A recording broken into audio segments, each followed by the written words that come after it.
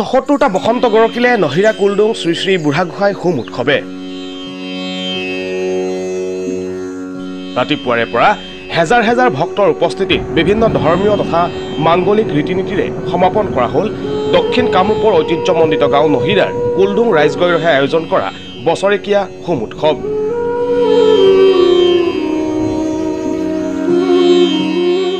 প্ৰবাদ আছে যে নহিৰা গাঁৱৰ কুলডুঙত অৱস্থিত এইখনি শ্ৰী শ্ৰী বুঢ়াগোহাঁই থানত আছে বহু অলৌকিক শক্তি।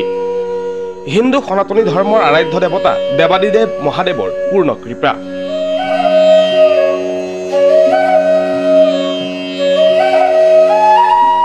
কেৱল গাঁওখনৰেই নহয়, দূৰ দূৰণিৰ বহু ভক্তই প্ৰায় প্ৰতিদিনে নিজৰ মনোবাঞ্ছা পূৰণৰ বাবে পূজা কৰেহি উক্ত থানত।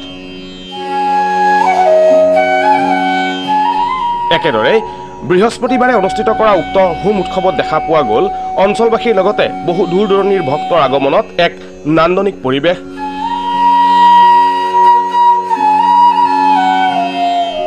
পুৰোহিতৰ মন্ত্ৰোচ্চাৰণ, আইনাম, উৰুলি, বেণ্ড পাৰ্টি ঢুলীয়াৰে এক উদুলি মুদুলি পৰিৱেশ বিৰাজ কৰা দেখা গ'ল সমগ্ৰ কুলডুং অঞ্চলত। সন্ধিয়া নাগাৰা নামৰ জনপ্ৰিয় প্ৰাথিকা গীতাঞ্জলি কলিতাৰ নাগাৰা নাম আৰু নিশা ভাৰ্গৱেন্দু নাট্য দলৰ যাত্ৰা নাট প্ৰদৰ্শনেৰে সামৰণি পৰিল ৭৪তম নহিৰা কুলডুং শ্ৰী শ্ৰী বুঢ়াগোহাঁই হোম উৎসৱৰ এইবেলিৰ কাৰ্যসূচী। আনহাতে আগন্তুক বৰ্ষত তিনিদিনীয়া কাৰ্যসূচীৰে উক্ত উৎসৱৰ মহাৰজত জয়ন্তী বৰ্ষ উদযাপন কৰা হ'ব বুলি জানিবলৈ দিয়ে উদ্যোক্তাসকলে।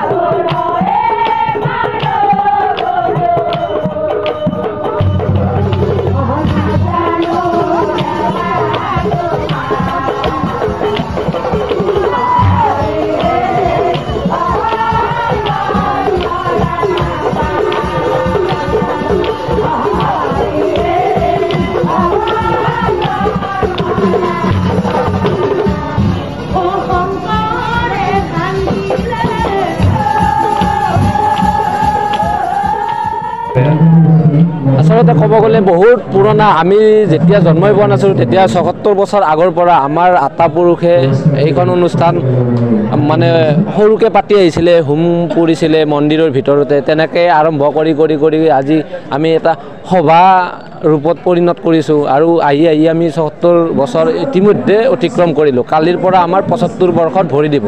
গতিকে সেয়ে আমি ৭৫ বৰ্ষ বহুত কষ্ট কৰি বহুত দান বৰণি উঠাই পেলাই তেনেকৈ আহি পেলাই আজি আমি ৭৫ বৰ্ষত কালি ভৰি দিম। গতিকে অহা বছৰ আমি কুলডুং শ্ৰী শ্ৰী বুঢ়াগোহাঁই হোম উৎসৱৰ যি মহাৰজত জয়ন্তী বৰ্ষ যিহেতুকে কালিৰ পৰা ভৰি দিলে, গতিকে অহা বছৰ আমি মহাৰজত জয়ন্তী তিনিদিনীয়া কাৰ্যসূচীৰে আমি কৰিবলৈ মনস্থ কৰিছোঁ।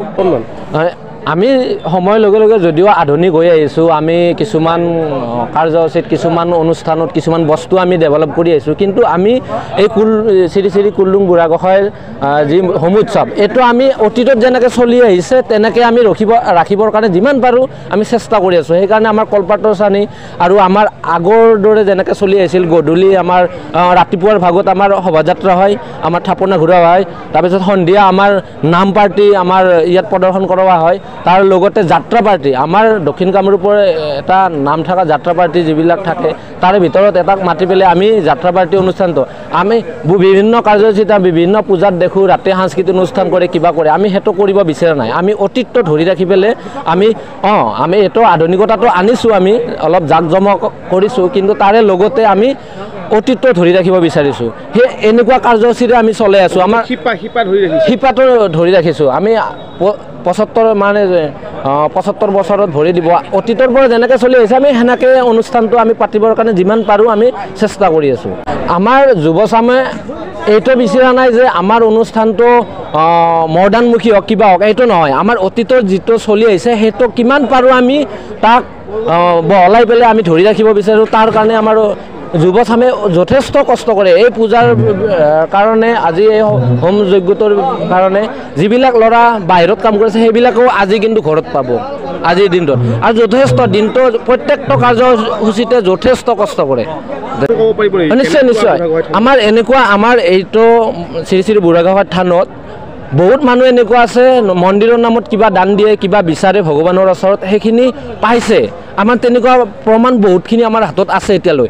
আৰু আগতে আমাৰ আটা পিতাই কোৱা মতে এইখিনিৰে যদি বুঢ়াগোঁসাই থানত মূৰ্ত নুদুৱাই পেলাই কিবা এখন গাড়ী লৈ যায়, বা গৰু গাড়ী, আগতে গৰু গাড়ী আছিল, গৰু গাড়ী পৰ্যন্ত ৰৈ যোৱা ইয়াতে ৰেকৰ্ড আছে। আমাৰ আটা পিতাই কোৱা কথা এইটোতো আমি দেখা নাই। এইখন থানৰ বহুত প্ৰমাণ আছে। আৰু আমাৰ ভক্তবান ৰাইজে যিবিলাকে আহিছে, আগতে আহিছে বা নৈবাদ দিছে, কিবা দিছে, যিটো মনেৰে বিচাৰি আহিছে সেইখিনি পায় বুলি আমাক ভক্তসকলে নিজে জ্ঞাত কৰে। আৰু তেনেকৈ বছৰ বছৰ ধৰি আমাৰ বহুতখিনি দান বৰঙণি নিজে আহে, আমি বিচাৰিব লগা নহয়। কাৰণ কিবা এটা আশা কৰে, আমাৰ এইখন থানত কিবা এটা দিলে বোলে কিবা এটা পায়, এইখিনি ভক্তসকলে আমাক নিজে কয়। এইটো বহুত প্ৰমাণো আছে, তেনেকুৱা বহুত প্ৰমাণ আছে। বাহিৰৰ আপোনাৰ দক্ষিণ কামৰূপ বুলিয়ে নহয়, গোটেই কামৰূপে আছে। আৰু তাৰ দূৰণিৰ পৰা আলহী আজিৰ সভাখনৰ কাৰণে যথেষ্ট আহে। আজি এইখনত অকল নহিৰা মানুহে নহয়, ইয়াতে আপুনি দেখিছে দিনৰ ভাগত গোটেই হাজাৰ হাজাৰ মানুহ আমাৰ শোভাযাত্ৰাত মোটামুটি 200-300 কিলোমিটাৰ একে লেনি লাঠাৰি মানুহ থাকে, তেনেকুৱা ধৰণৰ বহুত যথেষ্ট মানুহ। আৰু এইখিনি মানুহে আমাক জানিব পাই আমিও সুখী।